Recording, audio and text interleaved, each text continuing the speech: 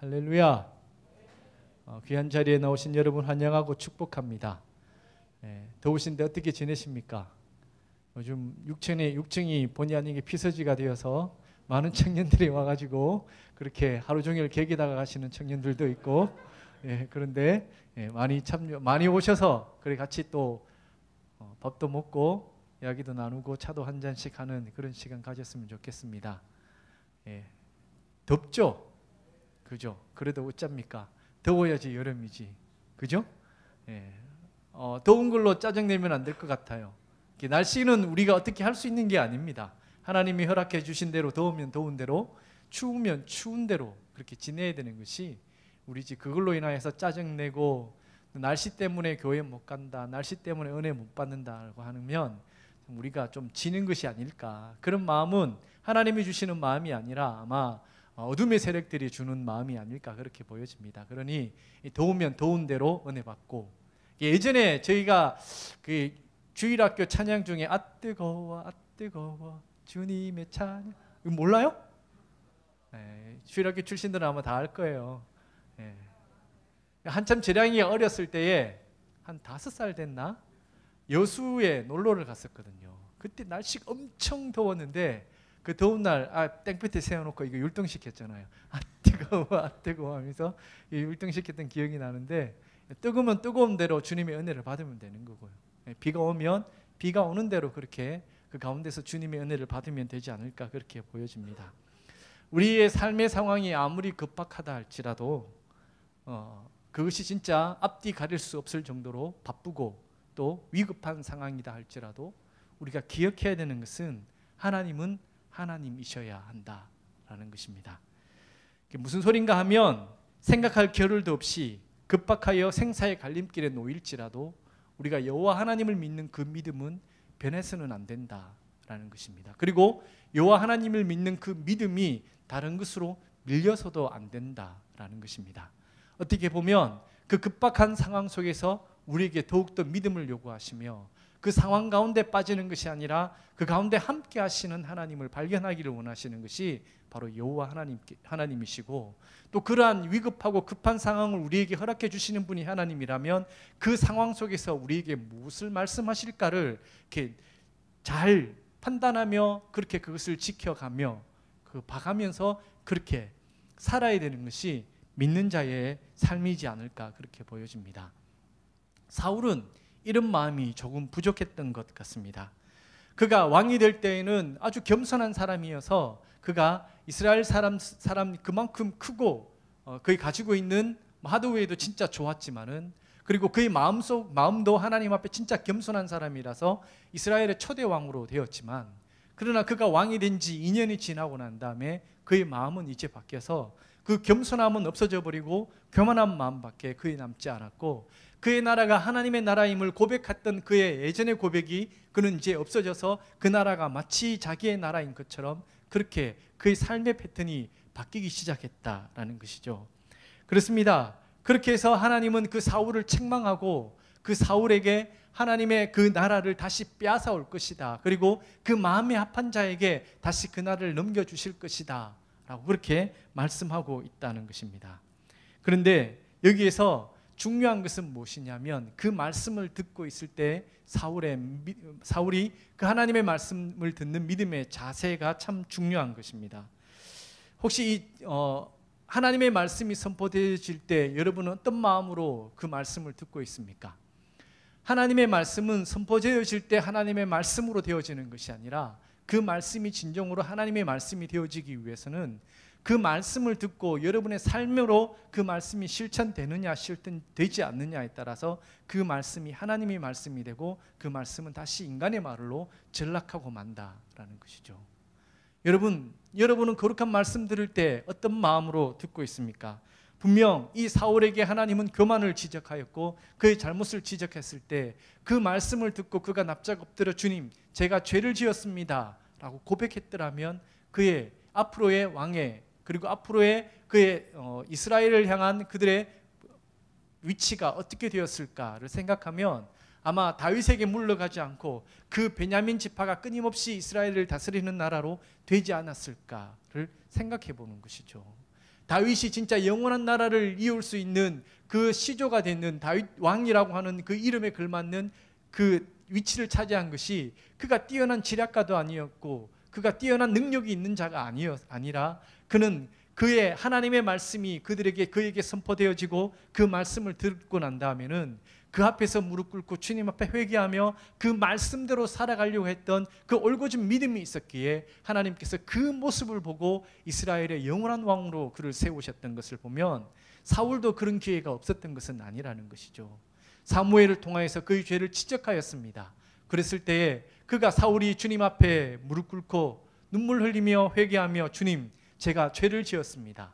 하늘로 죄를 지었고 모든 사람들로 하여금 제가 죄를 짓게 만들었습니다 라고 그렇게 하며 다윗처럼 그렇게 회개 기도를 했더라면 어땠을까를 생각해 보게 된다는 것이죠. 사울에게는 이런 모습이 없었기에 하나님의 마음이 그에게서 떠나간 것은 아닐까 그렇게 보여집니다. 그런데 이런 모습이 어찌 사울뿐이겠습니까?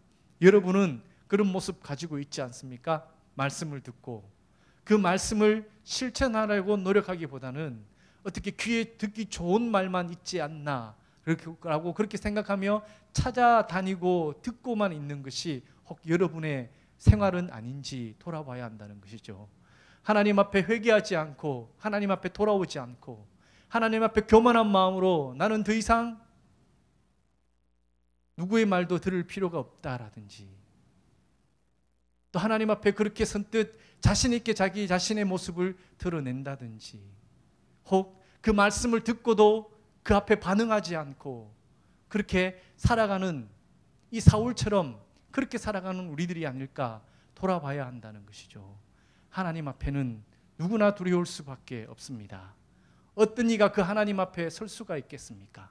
어떤 존재가 그 하나님 앞에 자기 자신의 의를 드러낼 수가 있겠습니까? 그 하나님 앞에는 늘 죄인된 모습으로 주님, 이 죄인 용서하십시오 라고 그렇게 고백할 수밖에 없는 것이 연약한 우리의 인간된 존재라는 것입니다. 그렇습니다.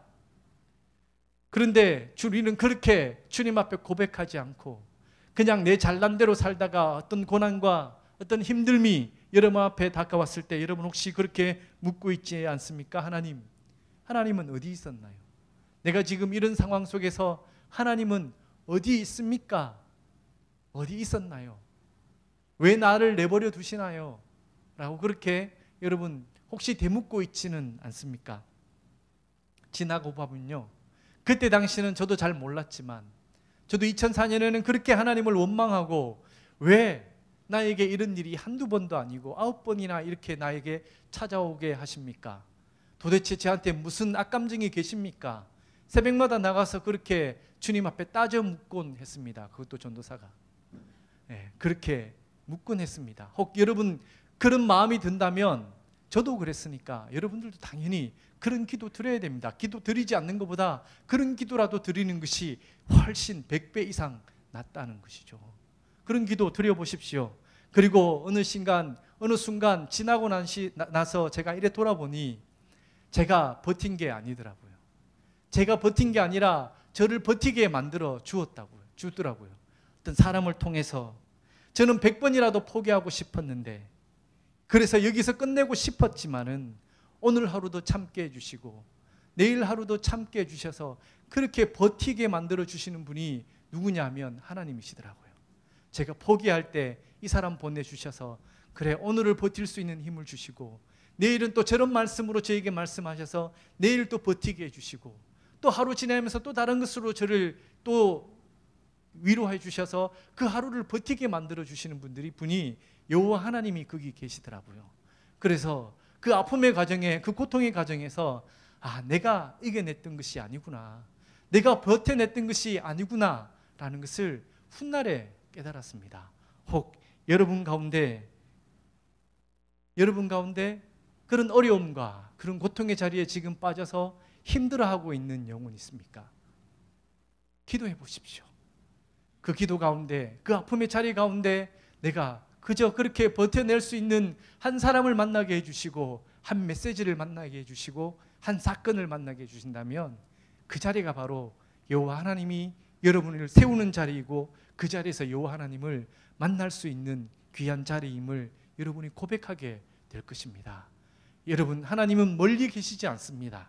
우리가 생각하는 것 이상 멀리 계시는 분이 아니라 우리가 생각하는 것보다 더 가깝게 계시는 것이 바로 여호와 하나님이시라는 것, 그때서 여러분이 깨달아 알아가실 것입니다. 말씀을 듣는 것 참 중요합니다. 말씀을 듣는 것 참 중요하지만 그보다 더 중요한 것은 무엇이냐면 그 말씀이 말씀되게 살아내는 것, 이것이 더욱더 중요하다라는 것입니다. 그리고 듣는다 하더라도 그 적당한 수준에서 그냥 듣고만 있지 마시고 남들보다 2% 조금 더 순종하는 마음으로, 남들보다 2% 더 열정을 가지고 그렇게 그 말씀을 실천해 나가며 그 말씀을 이루어 가려고 한다면 아마 하나님께서 여러분의 그 모습을 보시고 그래, 너는 나를 향한 열정이 있구나 라고 하시며 여러분의 길을 하나님께서 열어주시지 않겠냐는 것이죠.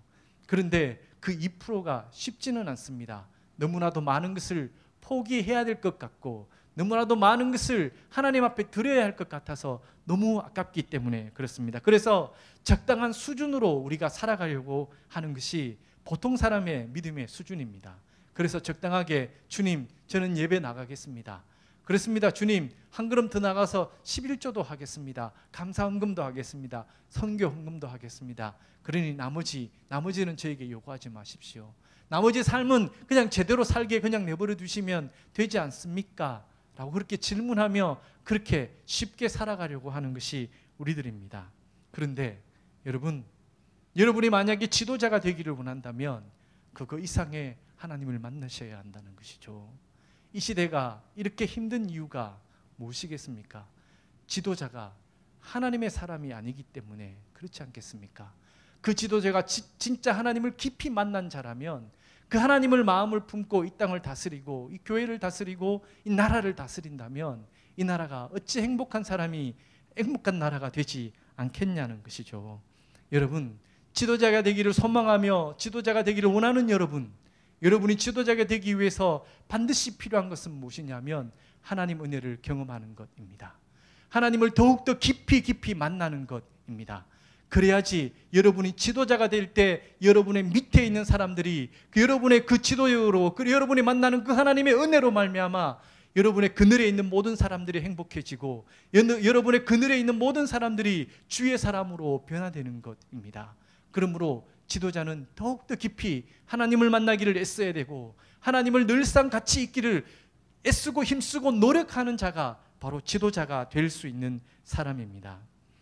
아브라함, 모세, 요셉, 이들로 말미암아 이스라엘이 출발하였고 그들로 말미암아 이스라엘이 거룩한 나라로 변화되었다라고 하면 여러분의 각자 이름이 거기에 기록될 때 여러분으로 말미암아 여러분과 함께하는 모든 사람들이 하나님이 사람이 된다 생각하면 우리가 얼마만큼 주님 앞에 견고히 서 있어야 되며 얼마나 주님을 만나기를 애쓰는 사람이 되어야 된다는지를 우리가 알 수 있다라는 것입니다. 그렇습니다. 그러므로 상황이 아무리 급박하다 할지라도 지도자인 이 사울은 하나님 앞에 붙어 있어야 됐다는 것입니다. 아무리 상황이 급박하다, 블레셋이 금방 쳐들어온다 할지라도 여호와 하나님을 믿으며 그들이 설령 우리가 준비되지 않았을 때 그때 쳐들어올지라도 하나님께서 우리나라를 지켜주신다라는 그 강력한 믿음, 그 올곧은 믿음, 끝까지 가는 그 믿음을 지키고 있었다면 하나님께서 블레셋을 진정시켜 주실 것이고 또 설령 쳐들어온다 해도 하나님이 특별한 방법으로 그들을 또다시 물리쳐 주실 거라는 그 믿음을 가지고 기다렸어야 한다는 것이죠. 그렇습니다. 그러므로 우리는 아무리 급박하고 상황이 어렵다 할지라도 그 상황에 빠지지 말고 하나님을 바라보며 살아가는 저와 여러분이 되셔야 합니다. 아버지는 이런 영적인 암흑기를 지나고 있습니다. 그런데 그와 반대로 그의 아들 요나단은 진짜 하나님의 사람이 된 존재가 그때 다시 등장합니다. 어떻게 보면 지금 이 사울이 암흑기, 영적인 암흑기로 이 나라를 이끌어가고 있을 때 그 나라를 다시 세우려고 했던 이가 그의 아들 요나단이지 않았을까? 다시 하나님 앞으로 돌이키기 위하여 그렇게 아버지를 견제하며 아버지와 함께하며 틀린 그 모습을 바로잡기 위하여 그렇게 애쓰고 하는 모습이 그의 아들 요나단에서 발견된다라는 것이죠. 이 요나단의 믿음은 진짜 올곧은 믿음입니다. 어떻게 보면 다윗보다 훨씬 더 뛰어난 믿음을 가지고 있고 또 또 다윗보다 훨씬 더 뛰어난 지략을 가지고 있었던 이가 바로 이 요나단이다라고 이야기할 수 있다는 것이죠. 그에게는 하나님을 믿는 절대적인 믿음이 그에게 있었습니다. 그 믿음 덕분에 그에게 가지고 있는 확신이 하나 있었는데, 그것이 무엇이냐 하면 오늘 우리가 읽었던 그 본문 중에 6절 중에 6절에 보면 이런 말씀이 있죠. 여호와의 구원은 사람이 많고 적음에 달려 있지 아니하느니라. 그렇습니다. 사람의 많고 적음에 달려 있지 않기 때문에 그의 눈앞에 수많은 앞장에 보면 블레셋 군대가 바다의 모래알 같이 있었다라고 하는, 그 바다의 모래알처럼 그렇게 수많은 사람들을 볼지라도 요나단은 두려움이 없었던 것입니다. 왜냐하면 여호와의 구원은 사람의 많고 적음에 달려 있지 않다는 것을 그는 믿음으로 확신하고 있었기 때문에 그러합니다. 그래서 그는 자기 자신의 부하 한 사람과 함께 적진에 뛰어들려고 합니다. 그 이유는 바로 전쟁의 승패는 여호와의 손에 달렸다는 그의 올곧은 믿음, 그 믿음 때문에 그렇게 결단할 수 있었다는 것이죠. 여기에서 저는 그 무기 든 자라고 하는 자를 묵상해 보았습니다. 내가 만약 요나단이라면 나에게 그런 무기 든 자가 있을까? 내가 가자 하고 하면 그이가 어디든지 따라올 수 있는 그 무기 든 자가 있을까? 요즘으로 얘기하면 그 무기 든 자는 대통령이라고 얘기하면 경호실장이나 비서실장 정도 되죠. 그 대통령이 그의 주인이 어디를 가든지 같이 가야 되는 존재. 그래서 어쩔 수 없이 가기 싫지만은 따라갔던 존재가 이 무기 든 자가 아니라 그의 고백을 보면 당신이 가면 저도 갑니다 라고 고백하는 것을 보면 그의 믿음도 또한 탁월했다라고 그렇게 볼 수밖에 없다는 것이죠. 그래서 무엇인가 일을 꾸미고 무엇인가 일을 하려고 했을 때에 그 무기든 자 요나단에게 무기든 자와 같은 이가 있다면 그 앞에 선 리더는 두려움이 아마 없지 않았을까. 왜냐하면 함께하는 이가 있기 때문에 그러합니다. 요나단에게는 함께 동행하는 사람이 있었고 또 그 함께 동행하는 사람은 그를 향한 절대적인 믿음을, 그에게 지원과 전폭적인 믿음을 그에게 부어주고 있기 때문에 어떠한 위기 상황이 오고 어떠한 어려움이 오더라도 그는 용기를 가지고 그 적진으로 뛰어들 수 있었던 이유가 바로 여기 있지 않았을까, 그렇게 보여집니다. 결혼을 앞둔 청년 여러분, 여러분에게 부탁드립니다. 여러분이 만약 결혼을 하여서 누군가에게 남편이 되고 누군가에게 아내가 될 때 여러분이 취해야 되는 자세는 바로 이 무기 든 자와 같은 존재가 되어야 됩니다. 그저 돈이 많고 능력이 많고 무엇인가 많은 것으로 나의 힘으로 그에게 도움을 주는 것이 아니라, 비록 나는 힘이 없고 비록 나는 가진 것이 없지만은 그러나 나는 네가 가는 곳에 그 어떤 어려움이 있을지라도 너와 함께 해주겠다라는 믿음을 줄 수 있는 이가 되어야 된다라는 것이죠. 그렇게 될 때 그 상대방이 나쁘게 될 수가 없습니다. 그렇게 될 때 그 상대방이 게으르게 살 수가 없다는 것이죠. 왜냐하면 함께하는 이가 있기 때문에 그러합니다. 그리고 여러분들도 그러한 자가 되어야 한다는 것이죠. 그래서 여러분의 반쪽이 세상에서 하나님을 믿는 그 올곧은 믿음으로 이 세상을 살아나가는 사람, 그리고 그 길이 아무리 험난하고 어려울지라도 그와 함께 동행하겠다는 그 믿음으로 아름다운 가정 이루어서 그렇게 살아가는 여러분들 되셔야 합니다. 사실 저도 여기까지 올 수 있었던 게 집사람이 없었다면 여기까지 올 수가 없었습니다. 제가 얘기했지 않습니까? 포기하고 싶은 때가 있었다고. 다 포기해버리고 그냥 택시 운전이나 하고 살까라고 그렇게 심각하게 고민하고 새벽마다 눈물 흘리며 그렇게 기도하던 때가 있었습니다. 여기까지가 끝인가 봅니다. 주님, 그렇게 기도하며 그렇게 메어 달리고 있을 때에 집사람이 그렇게 얘기하더라고요. 한 번만 더 해보자고. 저는 공부하는 게 크게 어렵지 않았습니다. 힘든 것은 집사람이 힘들죠. 왜냐하면 가게를 책임져야 하니까. 돈을 벌고 또 제가 없는 시간이 더 많기 때문에 아이들 케어도 해야 되고 또 여러 가지 모든 돌아봐야 될 모든 부분을 다 돌아봐야 되니까 저보다도 훨씬 더 힘들었을 것입니다. 그런데 그가 저에게 그렇게 얘기하더라고요. 한 번만 더 해보자고. 한 번만. 그 한 번이 저를 지금 여기까지 오게 만들었습니다. 여러분들도 누군가에게 남편이 되고 누군가에게 아내가 될 때에 여러분이 그런 믿음을 줄 수 있고 그런 용기를 줄 수 있는 그런 귀한 존재가 되어서 여러분의 가정이 진짜 하나님의 아름다운 가정으로, 그리고 서로 세우고 서로 존경하는 아름다운 가정으로 만들어 가시기를 축복합니다. 다음으로 제가 이 요나단을 보면서 묵상했던 것, 우리는 과연 이 요나단과 같은 믿음이 있는가라는 것입니다. 홀로 적진에 뛰어들 용기가 말입니다. 과연 여러분은 얼마만큼의 용기가 있습니까? 요나단이 어떤 주어진 환경이 아주 좋아서 그 적진에 뛰어든 것은 아닙니다. 그는 홀롤단신 그의 무기 든 자와 두 명이 그 수많은 모래알과 같은 그 블레셋 진영으로 뛰어들어 하나님의 의를 이루기 위하여 그 일을 감당했던 이가 바로 요나단이라는 것이죠. 하나님의 일은 잘 갖추어진 환경 속에서 발견되어지지 않습니다. 그런데 우리 청년들은 그런 곳에서 하나님의 뜻을 발견하기를 원하신다는 것이죠. 왜냐하면 그곳이 편하기 때문에, 그곳이 살기 좋기 때문에 그 환경을 원한다라는 것이죠. 그런데 그곳에서는 하나님의 뜻을 발견하기가 지극히 어렵습니다.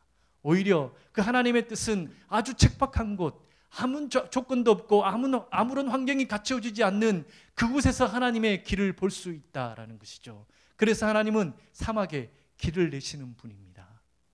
사막에서 길을 내기 위하여 그 사막이라는 그 척박한 땅 속에 들어가야지 그것이 보이는데 거기에 들어가려고 하지 않는 것이 요즘 청년들이지 않을까 그렇게 보여집니다. 조금 더 좋은 곳에서, 조금 더 많이 누릴 수 있는 곳에서 그런 일들을 감당하고 그 안에서 그렇게 행복하게 살면 되지 않겠습니까? 라고 하면 아주 소극적인 삶의 자세를 지니고 있는 것이 요즘의 청년들이다라고 그렇게 보여집니다. 근데 여러분, 그곳에서는 하나님의 뜻을 발견하기가 진짜 힘듭니다.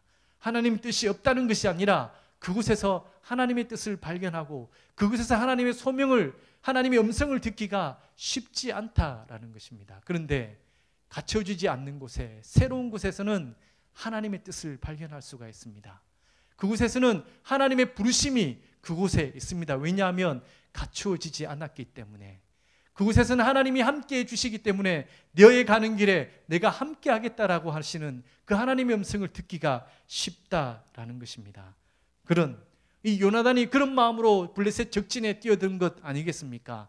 그가 가지고 있는 무기가 좋아서 그와 함께하고 있는 이가 능력이 뛰어나서가 아니라 하나님을 믿는 그 믿음, 여호와 하나님을 무시하고 이스라엘 쳐들어오는 그 블레셋을 향한 거룩한 분노가 그를 일으켰고, 또 그와 함께하는 이가 있었기 때문에 비록 적진 한가운데일지라도 내가 거기서 들어가서 여호와 하나님의 의를 드러내겠다라고 하면 들어갔던 그 요나단의 믿음의 용기, 과연 우리에게는 있냐라는 것이죠. 여러분, 고난길이지만 하나님의 길이라면, 하나님의 뜻이 거기 있다면 그곳에 가야 되는 것이 믿음 가진 자의 사명입니다. 이 땅에 복음이 전해지고 그 복음이 전해질 때에 얼마나 많은 어려움이 있겠습니까? 수많은 사람들이 목숨을 잃었습니다. 그래서 모여든 데가 양화진이라는 곳 아니겠습니까? 그들이 쉽게 복음을 전할 수 있었다면 과연 이 땅에 왔을까? 그들이 쉽게 복음을 전해서 여기에 교회가 세워질 수 있었다 그러면 과연 그들이 여기에 들어와서 그렇게 피를 흘릴 이유가 있었을까요? 아닙니다. 여기에서 교회를 세우기가 그렇게 어려웠을 것입니다. 풍토병도 많았을 것이고 사람들과의 오해도 있었을 것이고 생김새가 너무나도 달랐기 때문에 여기에서 복음 사역하기가 그렇게 쉽지는 않았을 것입니다. 그럼에도 불구하고 여기에 하나님의 부르심이 있기 때문에 이 땅에 와서 복음을 전하며 그의 목숨이 다하도록, 그리고 그의 시신이, 죽음이 그의 고국에 가지 못할지라도 여기에서 묻힐지라도 더욱더 영광스럽게 여기면서 이 땅에 복음을 전하던 이가 바로 양어진에 누워 계신 분들 아니겠습니까? 우리도 그런 용기가 필요합니다. 여러분의 삶 속에서 어떤 척박한 환경이 놓여진지는 모르지만 그래서 그것이 거칠고 힘들어서 포기하고 싶다면 이 요나단을 보면서 다시 여러분의 인생을 들여다보는 여러분들이 되셨으면 합니다. 힘드십니까? 옆에 좋은 동력자를 만드십시오. 그 같은 믿음으로 같이 그 길을 갈 때 함께하는 이들이 있기 때문에 그 어려움이 어떤 어려움일지라도 버텨낼 수 있고 또 지혜를 구할 수 있고 하나님의 은혜를 구할 수 있는 믿음의 사람이 있다는 것이, 그것이 얼마나 위대하고 얼마나 큰 힘인 것을 여러분이 발견할 수가 있다는 것이죠. 그래서 그런 사람들이 모여서 주님의 은혜를 나누고 또 주님의 길을 개척해 나가며 그곳에서 주님의 길을 내는 믿음의 청년들이 되어야 한답니다. 이것이 바로 하나님이 이 땅을 그리스도인으로 믿음의 청년으로 살게 하신, 우리를 세우신 이유가 바로 여기에 있지 않겠습니까? 남들이 하는 것, 남들이 그냥 가는 곳, 그냥 평이하게 그렇게 살아가는 것이 아니라 어두운 곳에 빛을 밝혀주고 길이 없는 곳에 길을 내고 말씀이 없는 곳에 말씀을 심고 찬양이 없는 곳에 찬양을 심을 수 있는 그런 존재가 바로 믿음의 청년들이 살아가야 되는 삶의 자세이지 않을까, 그렇게 보여집니다.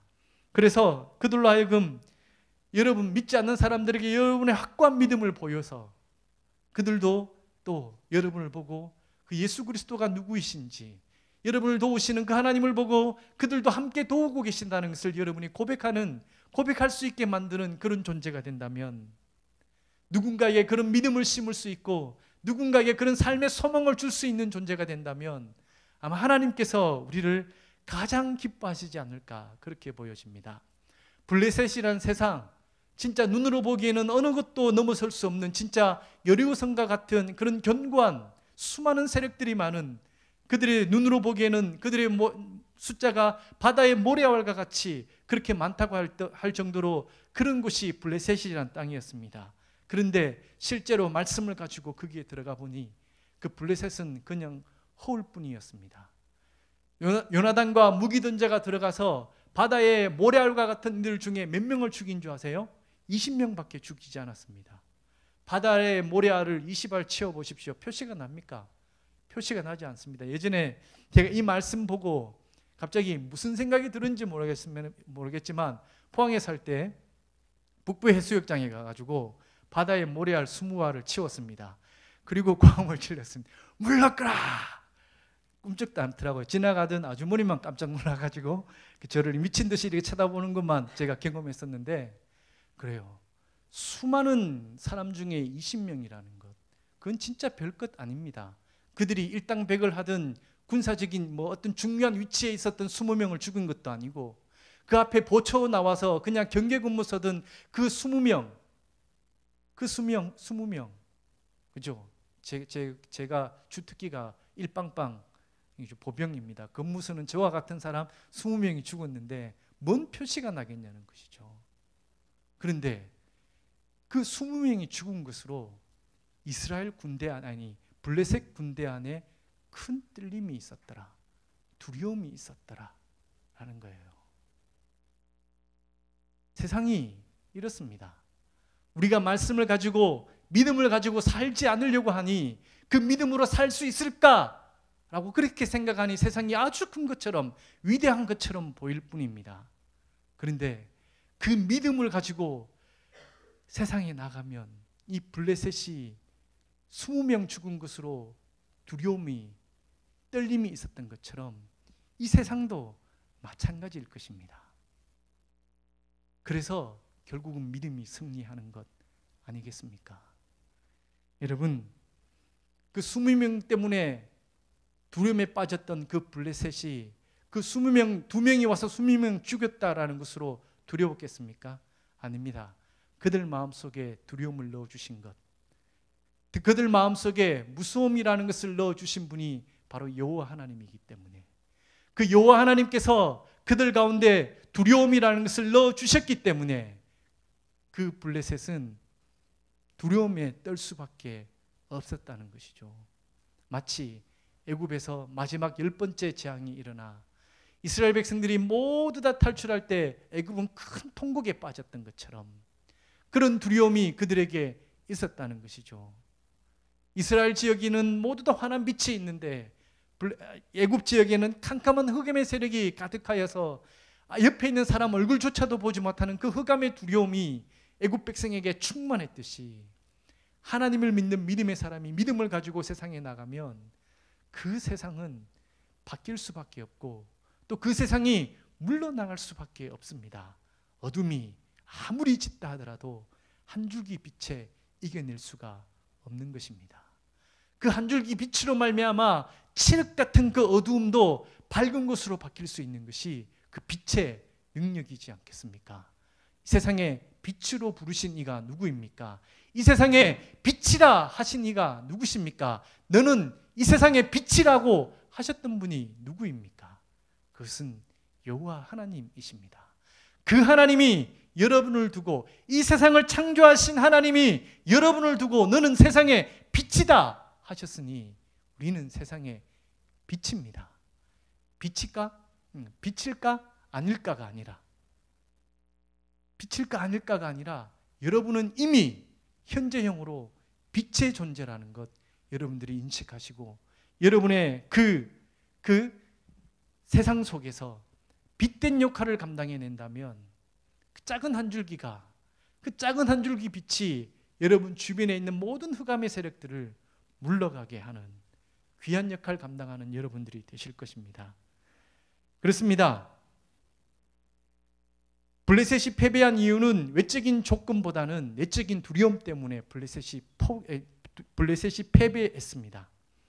이와 같은 이가 한 명 더 있었습니다. 그가 누구냐 하면 사사기의 기드온이라는 분이죠. 수많은 미디안 족속들이 몰려왔을 때에 처음에 이스라엘 그들과 대적하기 위해서 이스라엘 군대를 모았는데 그 모은 인원이 32,000명이었습니다. 하나님 보시기에는 너무나도 많았습니다. 그래서 이야기했습니다. 두려운 사람 돌아가십시오 라고 하니 22,000명이 돌아가 버리고 10,000명이 남았습니다. 10,000명이라 생각하면 많다 생각할 수도 있지만 32,000명이 모였다 10,000명이 돌아가면 거의 3분의 2 이상이 돌아가 버렸으니 그 10,000명도 그렇게 많게 느껴지지도 않았을 것입니다. 그런데 그 10,000명도 하나님 보시기에는 또 너무 많았다는 것이죠. 그래서 또 한 번의 테스트로 인해서 약 한 9,700명이 돌아가 버리고 남은 인원이 300명이었습니다.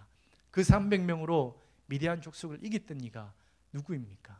그 300명으로 그 수많은 미디안 족속들과 싸웠던 이가 누구입니까? 이스라엘 백성들이 아니라 바로 여호와 하나님이 그들을 대신하여 싸운 것 아닙니까? 그들은 여호와 하나님이 어떻게 전쟁하시는지, 그들은 여호와 하나님이 어떻게 이 미디안을 물리치시는지 그냥 목도하는 증인일 뿐이었고, 실제로 전쟁은 누가 하셨냐면 여호와 하나님이 하셨다는 것이죠. 여러분의 세상도 그렇습니다. 여러분이 그런 믿음을 가지고 세상으로 나가게 되면 실제 전쟁은 내가 하는 것처럼 느껴지지만, 그러나 그곳에 내가 전쟁하는 것이 아니라 여호와 하나님께서 그 세상을 향하여 싸우실 것이고, 여호와 하나님께서 그 세상을 향하여 승리하는 것이 우리가 증인이 된다라는 것이죠. 그런 도구로 여러분이 사용되어지기를 축복합니다. 여러분이 살아가는 세상이 태산같이 클 수도 있습니다. 그래서 그 태산같이 큰 세상을 보고 두려움에 빠질 수도 있습니다. 그러나 여러분, 강하고 확실한 믿음을 가지십시오. 하나님께서 나와 함께 하신다. 어떠한 상황 속에서도 하나님은 나와 함께 하신다는 그 믿음으로 그 태산과 같은 세상을 맞서 보십시오. 그러면 마치 다윗이 골리앗을 이긴 것처럼, 기드온이 수많은 미디안 족속을 이긴 것처럼, 이 요나단이 그 20명을 죽음으로 블레셋을 모든 두려움 가운데 빠뜨린 것처럼, 여러분의 그 믿음으로 말미암아 여러분의 세상은 다시 하나님의 사람으로, 하나님의 세상으로 바뀌고 또 어둠 세력은 물러가게 되는 것을 여러분 경험하게 될 것입니다. 이번 한 주간 그런 믿음으로 살아가는 여러분들이 되셨으면 합니다.